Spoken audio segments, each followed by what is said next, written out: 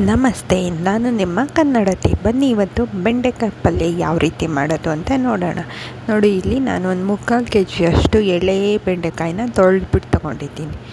ಈಗ ಬೆಂಡೆಕಾಯಿನೆಲ್ಲ ಒಂದು ಬಾಣಲಿ ಬಾಣಲಿಗೆ ಸ್ವಲ್ಪ ಎಣ್ಣೆ ಹಾಕ್ಕೊಂಡು ಬೆಂಡೆಕಾಯಿನೆಲ್ಲ ಕಟ್ ಮಾಡಿ ಇಟ್ಕೊಂಡಿದ್ದೀನಿ. ನೋಡಿ, ಈಗ ಬೆಂಡೆಕಾಯಿನೆಲ್ಲ ಬಾಣಲಿಗೆ ಹಾಕಿ ಚೆನ್ನಾಗಿ ಹುರ್ಕೊಬೇಕು. ಬೆಂಡೆಕಾಯಿನ ಫ್ಲೇಮಲ್ಲಿ ಒಂದು 10 ನಿಮಿಷ ಹುರ್ಕೋಬೇಕು. ಅದರಲ್ಲಿರೋ ಲೋಳೆ ಎಲ್ಲ ನೀಟಾಗಿ ಹೋಗಬೇಕು.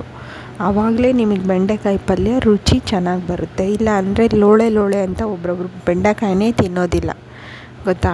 ಈ ಥರ ಮಾಡಿದ್ರೆ ನಿಮಗೆ ಯಾವುದೇ ಥರ ಲೋಳೆ ಅನ್ನೋ ಫೀಲೇ ಆಗೋಲ್ಲ.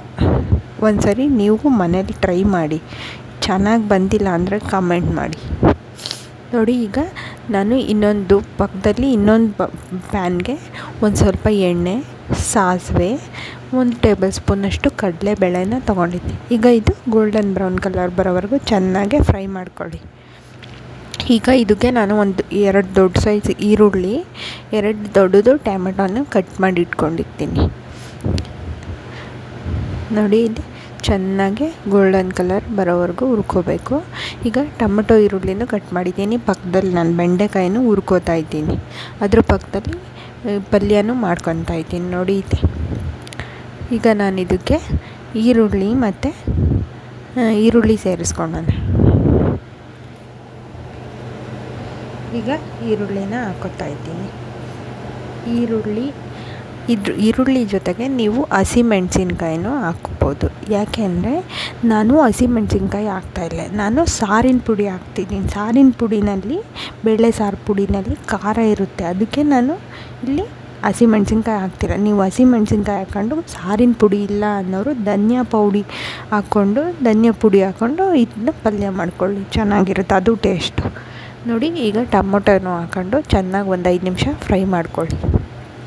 ಈಗ ನಮ್ಮದೇನು ಪಕ್ಕದಲ್ಲಿ ಬೆಂಡೆಕಾಯಿ ಹುರ್ಕೊತಿದ್ನಲ್ಲ, ಅದು ಚೆನ್ನಾಗಿ ಫ್ರೈ ಆಗಿದೆ. ನೋಡಿ, ಇಲ್ಲಿ ಈಗ ಬೆಂಡೆಕಾಯಿನೂ ಇದಕ್ಕೆ ಸೇರಿಸ್ಕೊಳ್ಳೋಣ. ನೋಡಿ, ಸೇರಿಸ್ಕೊಂಡು ಇವಾಗ ಇದನ್ನು ಒಂದು 10 ನಿಮಿಷ ಚೆನ್ನಾಗಿ ಹುರ್ಕೋಬೇಕು. ಚೆನ್ನಾಗಿ ಮಿಕ್ಸ್ ಆಗಬೇಕು ಈರುಳ್ಳಿ ಟೊಮೆಟೊ ಜೊತೆ.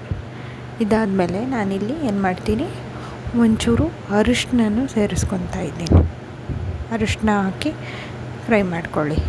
ಅದಾದಮೇಲೆ ನಾನಿಲ್ಲಿ ಏನು ಮಾಡ್ತಿದ್ದೀನಿ, ಇವಾಗ ನಾನು ಇದಕ್ಕೆ 2 ಟೇಬಲ್ ಸ್ಪೂನಷ್ಟು ಸಾರಿನ ಪುಡಿ, ಬೇಳೆ ಸಾರಿನ ಪುಡಿ, ಅದು ಬೇಕಂದರೆ ಯಾವ ಥರ ಮಾಡೋದು ಅಂತ ಕಮೆಂಟ್ ಮಾಡಿದ್ರೆ ನಾನು ವಿಡಿಯೋ ಮಾಡಿ ಅಪ್ಲೋಡ್ ಮಾಡ್ತೀನಿ. ಬೇಳೆ ಸಾರಿನ ಪುಡಿ, ಅದಾದಮೇಲೆ ರುಚಿಗೆ ತಕ್ಕಷ್ಟು ಉಪ್ಪು. ಇದಾದಮೇಲೆ ನಾನಿಲ್ಲಿ ಹುಣಸೆ ಹಣ್ಣನ್ನು ನೆನೆಸಿಟ್ಕೊಂಡಿದ್ದೀನಿ. ಹುಣಸೆ ಹಣ್ಣಿನ ರಸನ ಒಂದು ಸ್ವಲ್ಪ ಹಾಕ್ಕೋಬೇಕು. ನೀವು ಒಂದು ಸರಿ ಈ ಥರ ಟ್ರೈ ಮಾಡಿ ನೋಡಿ, ಎಷ್ಟು ಚೆನ್ನಾಗಿ ಬರುತ್ತೆ ಪಲ್ಯ, ಗೊತ್ತಾ? 1 ಲೋಟ ನೀರು ಹಾಕ್ಕೊಳ್ಳಿ. ನಿಮ್ಗೆ ಯಾವ ಕನ್ಸಿಸ್ಟೆಂಟ್ ಬೇಕೋ ಪಲ್ಯ, ಅದರಲ್ಲಿ ನೀವು ನೀರು ಹಾಕ್ಕೊಳ್ಳಿ. ನಾನಿಲ್ಲಿ 1 ಲೋಟ ನೀರು ಹಾಕ್ಬಿಟ್ಟು ಒಂಚೂರು ಬೆಲ್ಲ ಹಾಕ್ಕೊಳ್ಳಿ. ಬೆಲ್ಲ ಹಾಕಿ ನೋಡಿರಿ ಎಷ್ಟು ಚೆನ್ನಾಗಿರುತ್ತೆ ಪಲ್ಯ. ಒಂಚೂರು ಹಾಕ್ಕೊಳ್ಳಿ, ಜಾಸ್ತಿ ಏನು ಹಾಕ್ಕೊಬಾರ್ದು. ನೋಡಿ, ಇದಾದಮೇಲೆ ಚೆನ್ನಾಗಿ ಕುದೀಲಿ ಒಂದು 10 ನಿಮಿಷ. ಕುದ್ದಾದಮೇಲೆ ಈಗ ಕುದ್ತಾ ಇದೆ ನೋಡಿ, ನಾನು ಲಾಸ್ಟಲ್ಲಿ 1 ಹಿಡಿಯಷ್ಟು ತೆಂಗಿನಕಾಯಿ ತುರಿ. ಇದಾದಮೇಲೆ ಚೆನ್ನಾಗಿ ಮಿಕ್ಸ್ ಮಾಡಿಕೊಂಡು ಕೊನೆಯಲ್ಲಿ ಒಂಚೂರು ಕೊತ್ತಂಬರಿ ಸೊಪ್ಪು ಹಾಕ್ಕೊಂಡ್ರೆ ನಮ್ಮ ಬೆಂಡೆಕಾಯಿ ಪಲ್ಯ ಫಟಾಫಟ್ ಅಂತ ರೆಡಿ ಆಯಿತು. ಚಪಾತಿ ಜೊತೆಗೆ ಬೆಳಗ್ಗಿನ ಬ್ರೇಕ್ಫಾಸ್ಟ್ ಸೂಪರಾಗಿರುತ್ತೆ. ನೀವು ಒಂದು ಸರಿ ಮನೇಲಿ ಟ್ರೈ ಮಾಡಿ ನೋಡಿ. ಇದೇ ಥರ ಒಳ್ಳೊಳ್ಳೆ ರೆಸಿಪೀಸ್ ಬೇಕಂದರೆ ನಮ್ಮ ಚಾನಲನ್ನು ಸಬ್ಸ್ಕ್ರೈಬ್ ಮಾಡೋದು ಮರಿಬಾರ್ದು. ನೋಡಿ, ಎಷ್ಟು ಚೆನ್ನಾಗಿ ಬಂದಿದೆ. ವಿಡಿಯೋ ಇಷ್ಟ ಆಗಿದ್ದರೆ ಲೈಕ್ ಮಾಡಿ, ಶೇರ್ ಮಾಡಿ, ಕಮೆಂಟ್ ಮಾಡಿ. ನೋಡಿ, ಚಪಾತಿ ಜೊತೆ ತಿಂತಾಯಿದ್ರೆ ಸೂಪರಾಗಿರುತ್ತೆ.